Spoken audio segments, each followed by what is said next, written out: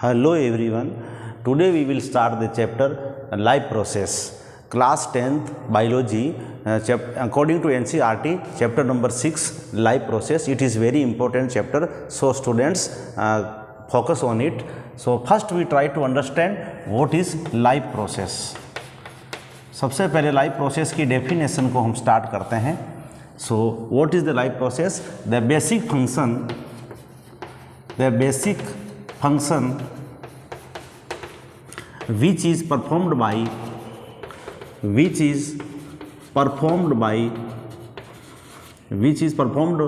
by living organism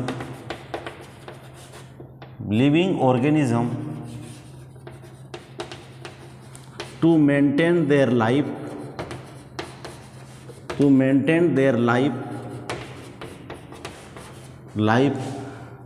on earth is called life process.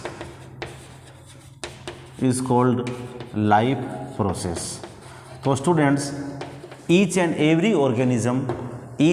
Organism चाहे वो plants हो, micro organism हो, चाहे एनिमल्स हो, वो सब कुछ बेसिक फंक्शन को परफॉर्म करते हैं जिससे वो इस अर्थ पर अपनी लाइफ को सस्टेन कर सकते हैं, जिससे वो इजीली सर्वाइव कर सकते हैं. तो एग्जांपल्स देखते हैं कौन कौन से बेसिक ऐसे फंक्शंस हैं. तो एग्जांपल्स हम देखते हैं न्यूट्रिशन के बाद रेस्पिरेशन. ये सारा वन बाय वन हम डिटेल में पढ़ेंगे. Nutrition, respiration, transportation and excretion. हमारे एनसीईआरटी में ये चारों टॉपिक्स दे रखे हैं और वन बाय वन हम each and every topics we will go through details. तो फर्स्ट हम पढ़ते हैं न्यूट्रिशन क्या होता है. स्टूडेंट्स साथ में नोट्स लिखते जाएं ताकि आपको रिवीजन में इजी रहेगा. तो first we try to understand the meaning of nutrition क्या है. फर्स्ट हम पढ़ रहे हैं लाइफ प्रोसेस का फर्स्ट पार्ट है nutrition means the process of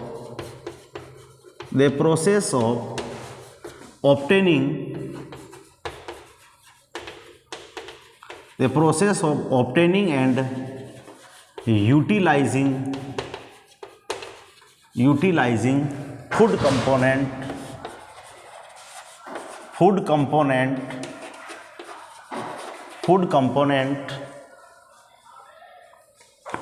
the process of obtaining and utilizing food component is called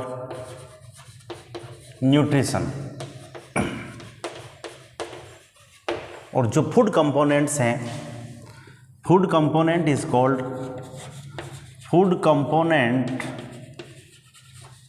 called nutrient. यानी कि जो न्यूट्रिएंट्स ऑब्टेन करता है कोई भी ऑर्गेनिज्म जो किसी फूड कंपोनेंट को ऑब्टेन करता है उसको हम न्यूट्रिशन कहते हैं. तो अब देखते हैं मोड ऑफ न्यूट्रिशन या types of nutrition. Mode of nutrition mostly nutrition को हम 2 कैटेगरी में डिवाइड करते हैं. फर्स्ट है हमारा ऑटोट्रोपिक, सेकंड है हमारा हेटेरोट्रोपिक. फर्स्ट है हमारा ऑटोट्रोपिक, सेकंड है हमारा हेटेरोट्रोपिक. तो अब हम स्टार्ट करते हैं autotrophic.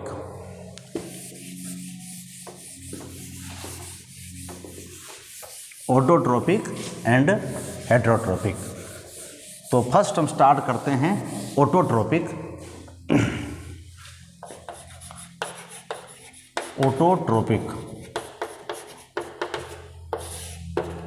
A process by which, autotrophs का मीनिंग क्या होता है?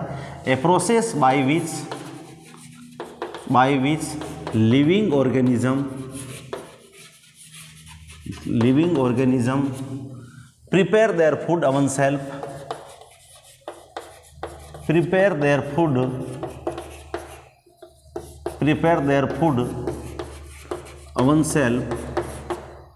is called is called autotrophic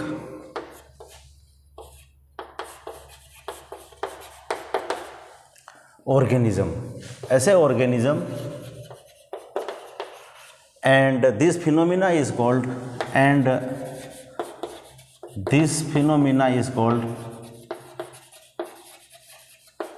autotrophic mode of nutrition. Autotrophic mode of nutrition.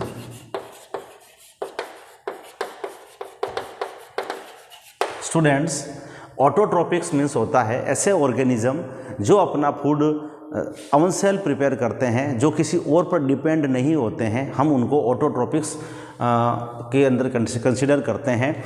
Examples हैं जैसे ग्रीन प्लांट और कुछ बैक्टीरिया हैं जो कि ऑटोट्रोपिक होते हैं।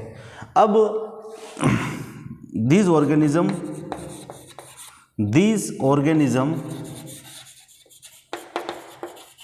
prepare their food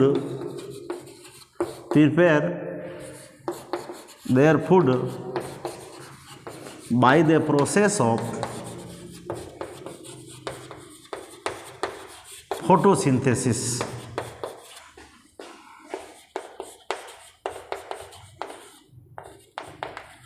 स्टूडेंट्स, जो ऑर्गेनिज्म अपना फूड सेल्फ प्रिपेयर करते हैं वो उस प्रोसेस का नाम है फोटोसिंथेसिस। अब हम समझते हैं कि फोटोसिंथेसिस क्या होता है। तो photosynthesis means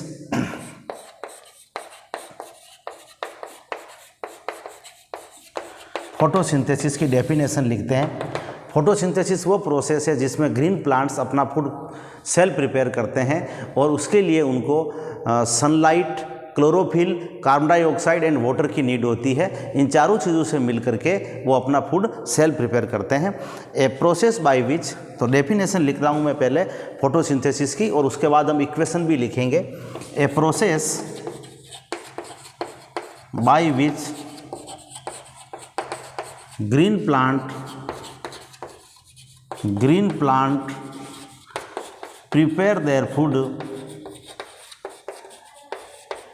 prepare their food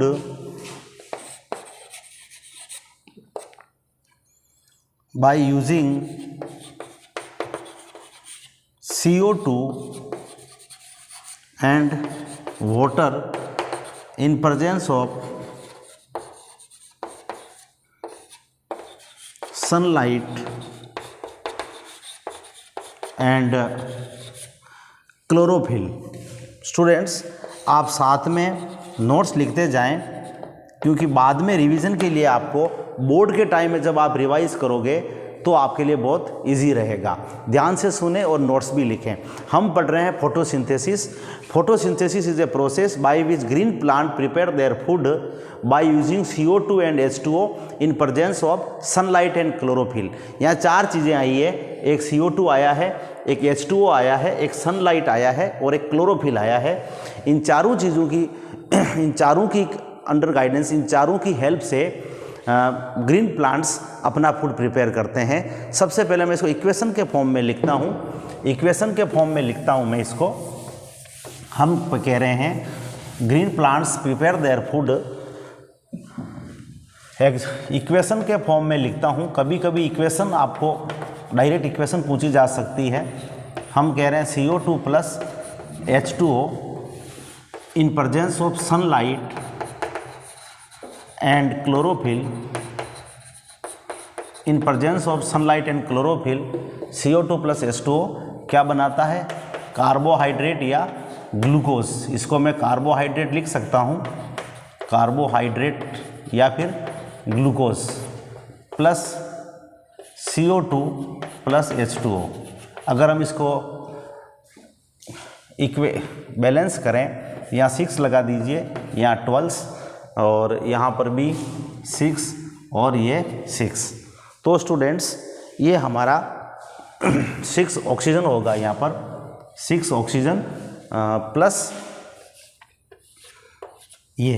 तो स्टूडेंट्स, CO2 प्लस H2O इन दोनों को मिला करके ग्लूकोज बनेगा in presence of sunlight and chlorophyll, glucose बनेगा एंड ऑक्सीजन रिलीज होगी और वाटर मॉलिक्यूल्स इसके अंदर रहेगा।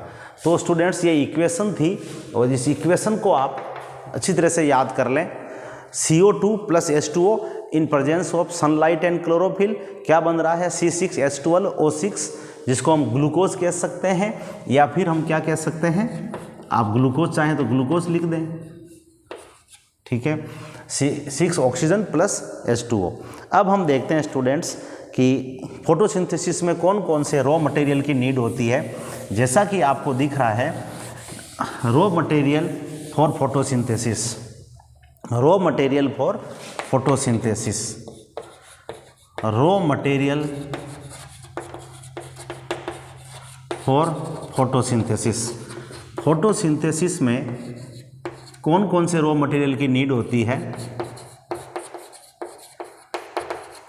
Raw material for photosynthesis, number first हमको चाहिए कार्बन डाइऑक्साइड, कार्बन डाइऑक्साइड जिसको हम CO2 कह रहे हैं।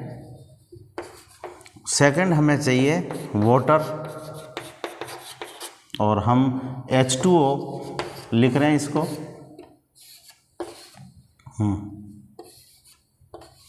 H2O कह रहे हैं। थर्ड हमें चाहिए सनलाइट और उसके बाद फोर्थ हमें चाहिए क्लोरोफिल। ये सारे वो रॉ मटेरियल हैं, ये सारे वो इनऑर्गेनिक रॉ मटेरियल हैं स्टूडेंट्स, ये सारे इनऑर्गेनिक रॉ मटेरियल्स हैं जिनकी हेल्प से ग्रीन प्लांट्स ग्लूकोज बनाते हैं, ये प्रिपेयर करते हैं। जैसा कि इक्वेशन से आपको पता चल रहा है, CO2 + H2O, carbon dioxide plus water and in presence of sunlight and chlorophyll they prepare glucose and oxygen release करते हैं, ये होता है। तो रॉ मटेरियल फॉर फोटोसिंथेसिस ये चार चीज़ें हैं, इनमें से अगर एक की भी कमी है तो फोटोसिंथेसिस नहीं होगा। अगर ये तीन चीज़ अवेलेबल है और CO2 नहीं है तो फोटोसिंथेसिस नहीं होगा। अगर आप सब कुछ दे रहे हैं और अगर क्लोरोफिल नहीं है या सनलाइट नहीं है तो फोटोसिंथेसिस नहीं हो सकता। अब स्टूडेंट्स देखते हैं इवेंट्स ड्यूरिंग फोटोसिंथेसिस। जब फोटोसिंथेसिस होता है तब क्या क्या इवेंट्स हो सकता है, देखते हैं events during photosynthesis. Events during photosynthesis,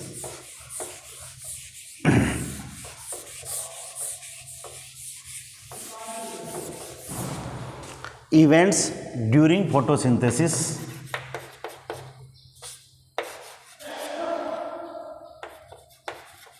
events during photosynthesis, photosynthesis में क्या क्या इवेंट्स होती है। Number first, reduction of photosynthesis में क्या हो रहा है, एक तो सनलाइट को ट्रैप किया जाता है। सपोज ये एक प्लांट है,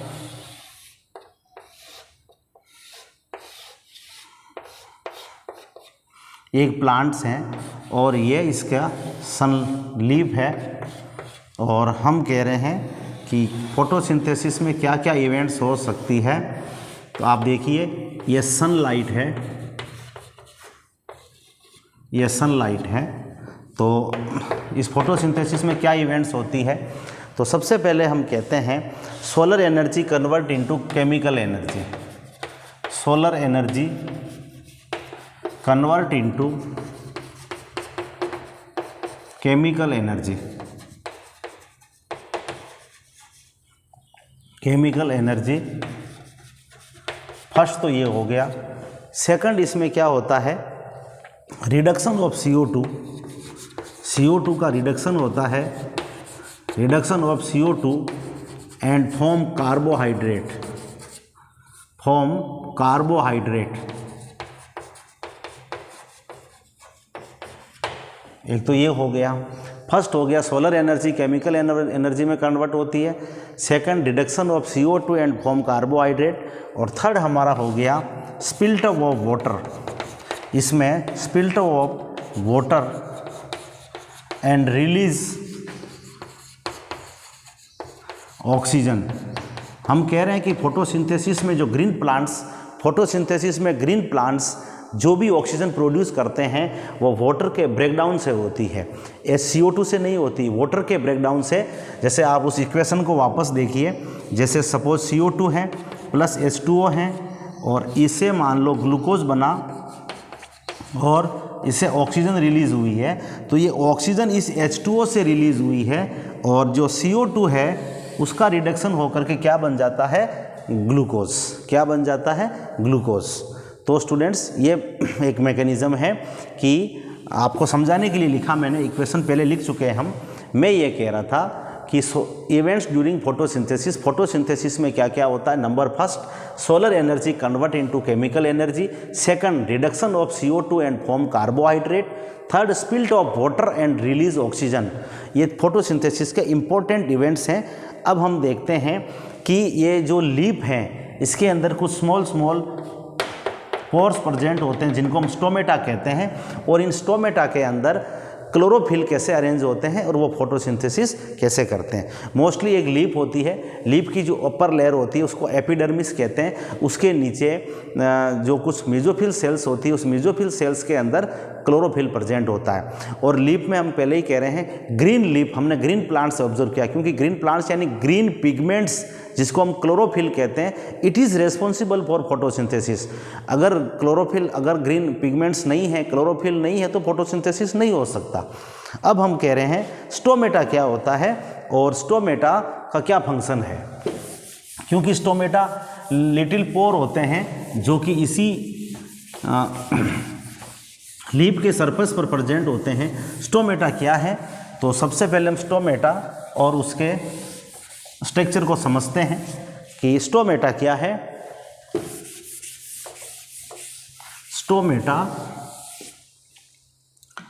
स्टोमेटा के बारे में देखते हैं हम। स्टोमेटा क्या है, small pore present on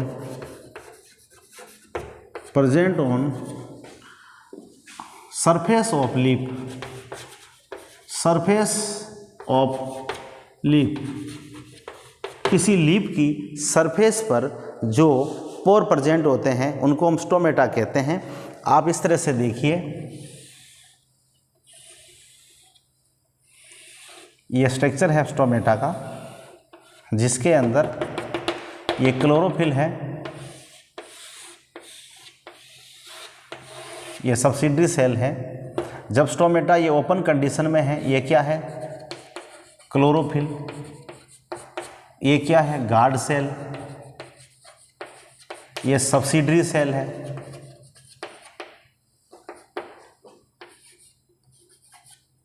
subsidiary,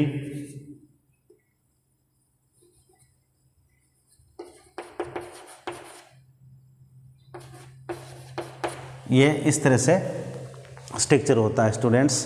तो स्टोमेटा जब ओपन होते हैं दिन के टाइम में, तब गैसेज ऑफ एक्सचेंज होता है, और जब ये नाइट में क्लोज हो जाते हैं तब इसमें से ये सब नाइट को ये इवेंट नहीं होता। ये है स्टोमेटल पोर।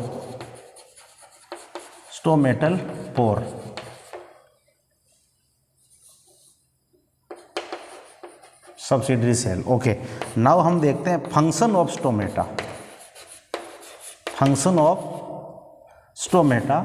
स्टोमेटा का क्या फंक्शन है। मोस्टली हम कह रहे हैं स्टोमेटा से गैसेज ऑफ एक्सचेंज होता है। एक्सचेंज ऑफ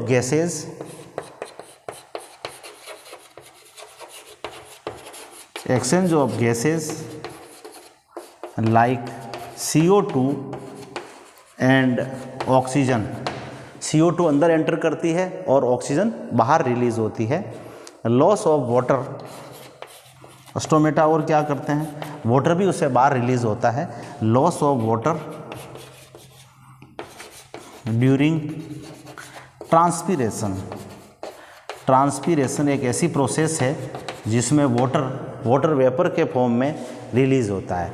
तो स्टूडेंट्स, ये हमने सबसे पहले ऑटोट्रोपिक मोड ऑफ न्यूट्रिशंस के अंदर हमने देखा कि फोटोसिंथेसिस एक ऐसी प्रोसेस है जिससे ग्रीन प्लांट्स अपना फूड प्रिपेयर करते हैं, और उसमें क्या क्या रॉ मटेरियल चाहिए, CO2, water and sunlight and chlorophyll, ये 4 चीज़ें चाहिए। अगर हम इस चीज़ को ऐसा समझना चाहें, एक एक्टिविटी जो मैं अगर आपको बताना चाह रहा हूँ, उस एक्टिविटी का नाम है कि CO2 is necessary for photosynthesis. क्या बिना CO2 के भी फोटोसिंथेसिस हो सकता है? क्या नहीं हो सकता? हम कैसे प्रूव करें कि CO2 is necessary for photosynthesis? मैं इसको एक्टिविटी को एक्सप्लेन करता हूँ, तो आप ध्यान से देखिए और राइट डाउन कीजिए आप। CO2 हमारा जो एक्टिविटी है उसका नाम है, कभी कभी प्रैक्टिकल बेस्ड क्वेश्चन जब आता है बोर्ड में तो ये क्वेश्चन पूछ लेते हैं कि एक्टिविटी फर्स्ट है हमारी, एम है जिसका to prove that CO2 is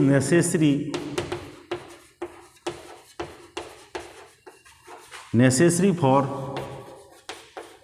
photosynthesis.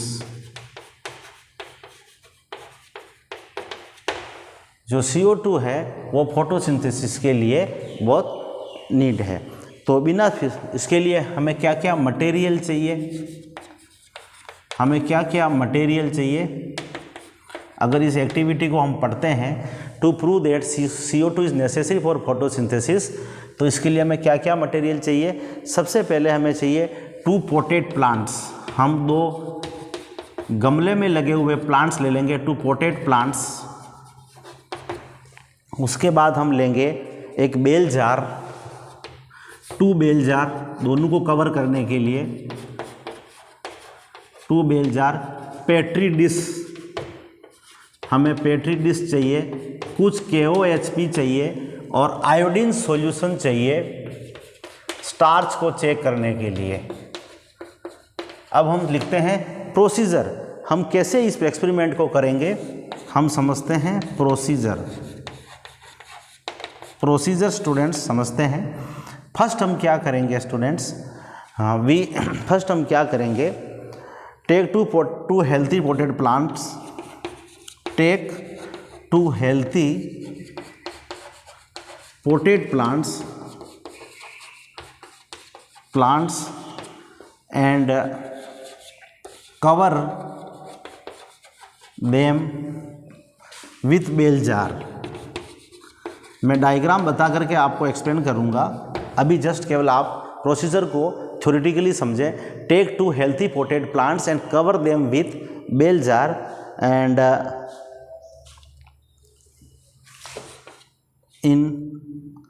in one bell jar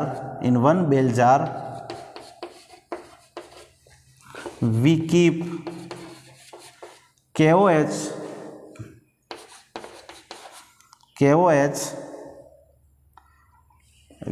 in one bell jar we keep KOH। एक बेल जार के अंदर हम KOH को रखते हैं। It KOH absorb CO2। KOH का क्या फंक्शन है कि ये CO2 को एब्जॉर्ब कर देता है। Cover both plant with Vaseline, air tight रहना चाहिए with Vaseline and it should be air tight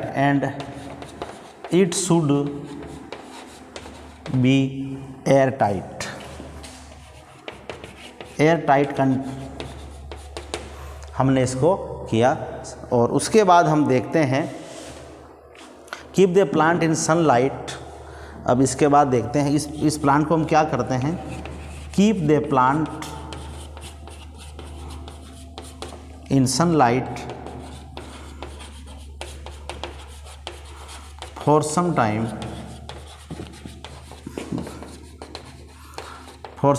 approximately 2-3 hours. उसके बाद हम क्या करते हैं, इसको आप लिख लीजिए, इसी प्रोसीजर को मैं कंटिन्यूस कर रहा हूँ। उसके बाद pluck a leaf from each plant, pluck a leaf from each plant and test of starch। अब दोनों लीफ में हम स्टार्च को चेक करते हैं। तो अब हो गया इसका ऑब्जर्वेशन कि हमने क्या देखा। ऑब्जर्वेशन, स्टार्च हम जानते हैं कि फोटोसिंथेसिस में जो ग्लूकोज बनाता है, जो कार्बोहाइड्रेट बनता है, उसको हम स्टार्च कहते हैं। और ग्रीन प्लांट फोटोसिंथेसिस में ग्लूकोज बनाता है या स्टार्च बनाता है। अब उस स्टार्च को हम लीफ के अंदर टेस्ट करते हैं। अगर उस स्टार्च के अंदर, जैसे नॉर्मली हम मान लो किसी पोटैटो को लेते हैं, उसके ऊपर आयोडीन सॉल्यूशन डालते हैं तो उसका कलर ब्लू ब्लैक कलर का हो जाएगा, इसमें से उसमें स्टार्च प्रेजेंट है। और अगर ब्लू ब्लैक कलर नहीं होता है, अगर कलर चेंज नहीं होता है आयोडीन सॉल्यूशन डालने पर, इट मीन्स उसके अंदर स्टार्च सिंथेसिस नहीं हुआ है। हम ये कह रहे हैं स्टूडेंट्स कि when we check starch present in both leaf, when we check starch on both leaf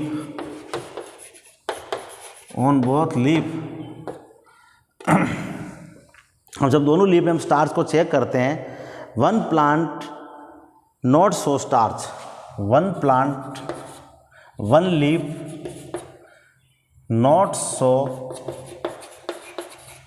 starch, एक लीफ में स्टार्च नहीं शो होता है। And because this leaf not produce, because this leaf not synthesis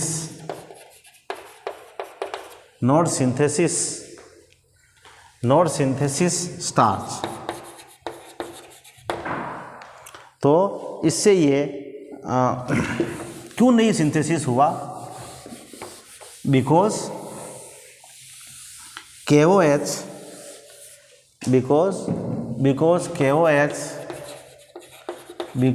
KOH absorb CO2। तो students results में ये prove हो गया कि CO2 is necessary for photosynthesis। आप इसको इस डायग्राम से समझिए। एक पोटेड प्लांट्स ये है, ये इस तरह का एक पोटेड प्लांट्स है। एक पोटेड प्लांट इस तरह का है स्टूडेंट्स, और ये इसकी एक लीफ है। एक पोटेड प्लांट इस तरह का है, ये उसकी लीफ है। इसको हम एक बेल जार से कवर कर देते हैं और इसको भी हम एक बेल जार से कवर कर देते हैं। स्टूडेंट्स डायग्राम को ध्यान से समझना। हमने दो पोटेड प्लांट्स लिए हैं, ए और बी। एक को इस ए जो है इसके अंदर भी एक पोटेड प्लांट्स हैं, इसके अंदर भी पोटेड प्लांट्स हैं। इस प्लांट बी के अंदर हमने KOH रख दिया एक पेट्री डिश में। स्टूडेंट्स अब इसको जब हम सनलाइट में रखेंगे तो इसको वाटर अंदर से मिल जाएगा। ग्रीन पिगमेंट्स इसके अंदर प्रेजेंट है, ग्रीन पिगमेंट इसमें भी है, ग्रीन और वाटर यहाँ पर भी अवेलेबल है। इसके अंदर जो CO2 थी वो इस लीफ को मिल गई, बट इसके अंदर जो CO2 प्रेजेंट थी वो इस KOH ने एब्जॉर्ब कर ली, इसलिए इस लीफ को KOH नहीं मिल पाई और प्रॉपरली इस लीफ को KOH नहीं मिली। इसलिए जब हम इस लीफ को जब आयोडीन सॉल्यूशन से जब हम चेक करते हैं तो जब आयोडीन सॉल्यूशन से जब हम इसमें स्टार्च चेक करते हैं तो कलर नॉट चेंज। तो इसका मतलब ये हुआ कि इस लीफ के अंदर फूड नहीं बन पाया। तो इससे ये प्रूव हो गया कि CO2 is necessary for photosynthesis. तो स्टूडेंट्स बिना CO2 के फोटोसिंथेसिस नहीं हो सकता। अगर हम एक दूसरी एक्टिविटी और करना चाहें कि एक्टिविटी नंबर 2 कि sunlight is necessary for photosynthesis, अगर कोई हमसे ये कहे कि आप एक प्रूव कीजिए कि sunlight is necessary for photosynthesis, तो इसको भी हम समझते हैं। स्टूडेंट ध्यान से देखें, ये दो एक्टिविटी है। फर्स्ट एक्टिविटी जो हमने अभी पढ़ी है कि CO2 इज नेसेसरी फोटोसिंथेसिस। और सेकंड एक्टिविटी हम पढ़ रहे हैं कि sunlight is necessary for photosynthesis. तो देखते हैं एक्टिविटी नंबर 2 है ये, एक्टिविटी 2, इसका नाम है aim to prove that sunlight is necessary for photosynthesis.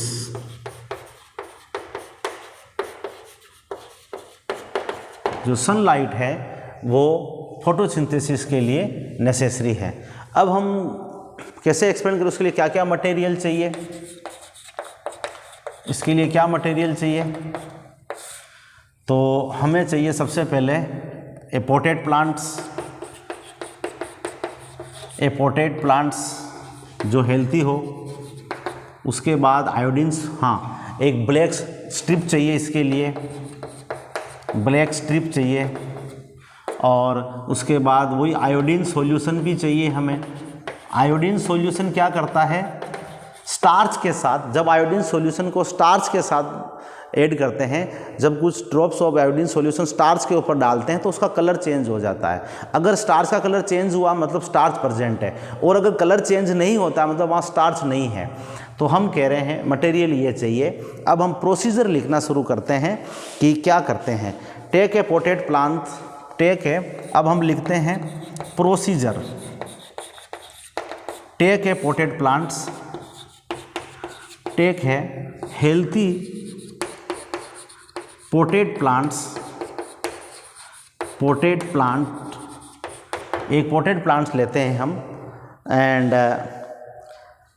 Keep the plant in dark room, keep the plant in dark room, keep the plant in dark room for 3 hours. 3 hours के लिए हम इस potted plants को लेकर ऐसा का ऐसा एक डार्क रूम में रख देते हैं। उसके बाद हम क्या करते हैं, या 3 आवर्स, कुछ बुक्स में ऐसा लिखा है कि 3 डेज, अगर 2 डेज ही लिख दें तो इनफ है कि 2 डेज के लिए या 3 आवर्स के लिए हम इसको डार्क रूम में रखते हैं। उसके बाद now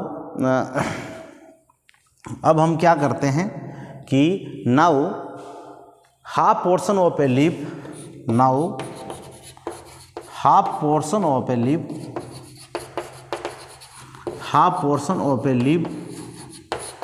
covered with black strip,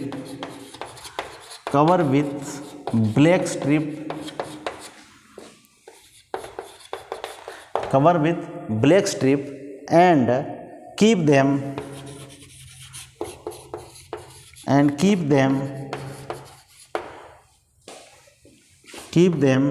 sunlight. अब इसको हम सनलाइट में रख देते हैं फॉर 2 to 3 आवर्स। अब हम सनलाइट में रख रहे हैं इसको, ठीक है स्टूडेंट्स। अब now plug the leaf and test for starch, now plug the leaf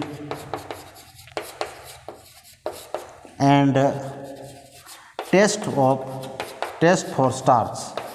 अब हम लीफ को लेकर के स्टार्च को चेक करते हैं कि फोटोसिंथेसिस में स्टार्च बना या नहीं बना, हम इसको चेक करते हैं। तो अब हम देखते हैं ऑब्जर्वेशन क्या हुआ। अब मैं इसका ऑब्जर्वेशन लिख रहा हूँ। ऑब्जर्वेशन से ये पता चल जाएगा कि अगर कलर चेंज हुआ है आयोडीन सॉल्यूशन के साथ तो हमें पता चल जाएगा कि स्टार्च बना है, अदरवाइज हम ये मान के चल रहे हैं कि फोटोसिंथेसिस से नहीं हो पाया उस लीफ में। हम देखते हैं कि half covered portion of leaves, half covered portion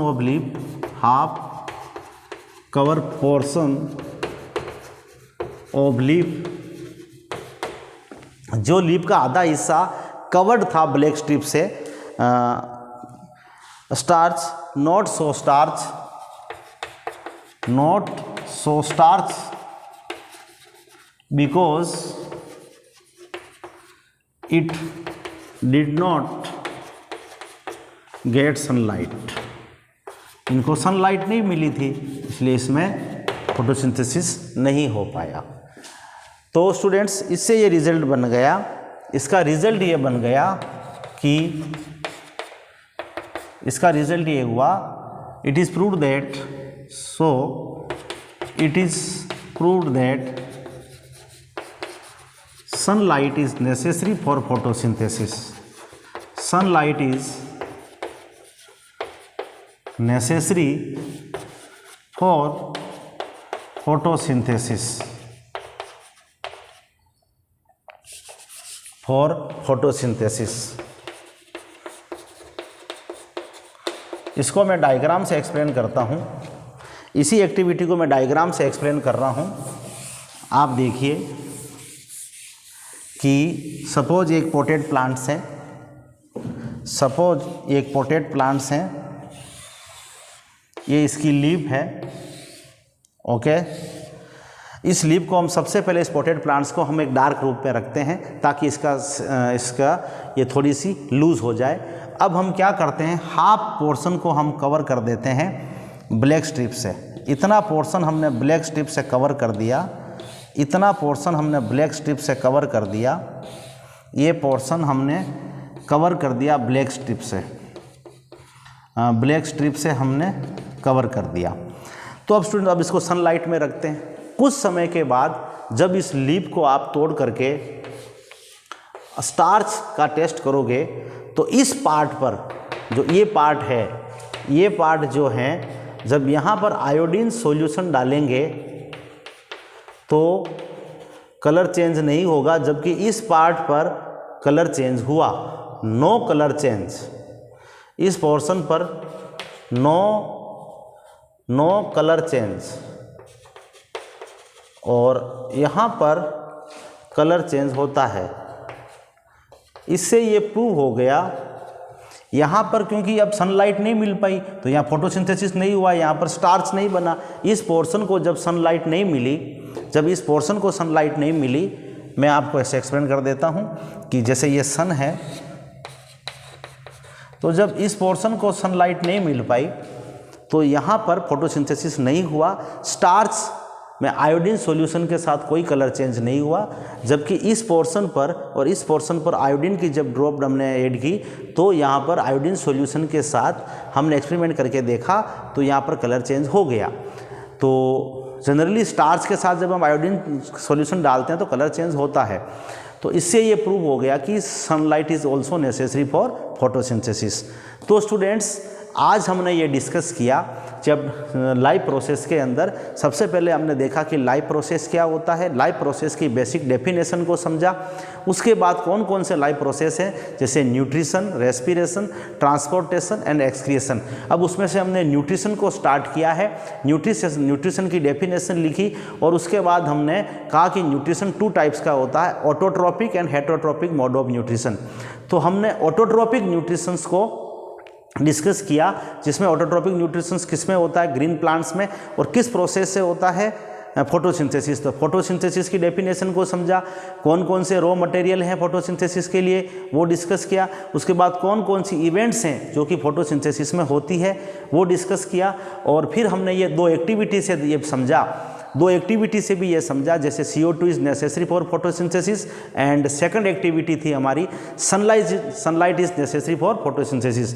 ये दोनों एक्टिविटीज़ का मैंने अलग से वीडियो बना रखा है, मैं उनका लिंक डिस्क्रिप्शन में दे दूंगा, या आप सर्च कर सकते हो। तो स्टूडेंट्स आप ये देखें कि आज हमने ऑटोट्रोपिक मोड ऑफ न्यूट्रिशंस को समझ लिया। अब नेक्स्ट पार्ट में हम डिस्कस करेंगे हेटेरोट्रोपिक मोड ऑफ न्यूट्रिशन। स्टूडेंट्स यहाँ तक अगर आपको कोई डाउट्स हैं तो आप मेरे से शेयर कर सकते हैं। आज के दिन इतना ही। Thank you, have nice day.